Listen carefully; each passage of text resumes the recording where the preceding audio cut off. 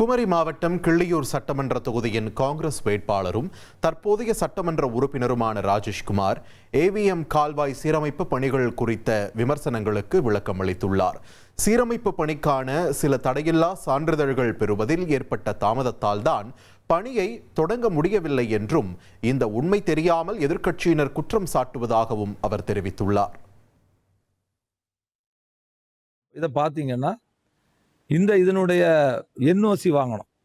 ஏன்னா தேசிய நீர்வழி பாதையில் இருக்கனால இந்த என்ஓசி. அப்போ இந்த என்ஓசிக்காக நான் நேரடியாக டெல்லியில் சென்று மதிப்பிற்குரிய சுனில் பாலிவால் அவர்கள் ஐஏஎஸ் அவர்களை நேரடியாக பார்த்து அவர்கிட்ட கோரிக்கை வைத்து இன்றைக்கி அந்த என்ஓசி கிடச்சிருக்கு.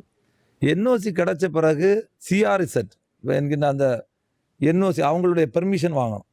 அந்த பெர்மிஷன் வாங்கி தான் இந்த வேலை பணியை தொடங்க முடியும். மாண்புமிகு முதல்வர் அவர்கள் கன்னியாகுமரி மாவட்டத்திற்கு வரும்போது கூட இதை துவக்கி வைக்கலான்னு இருக்கக்கூடிய அதே நேரத்தில் இந்த என்ஓசி கிடைக்காதனுடைய காரணத்தினால அதை தொடக்கி வைக்க முடியாத ஒரு சூழ்நிலை.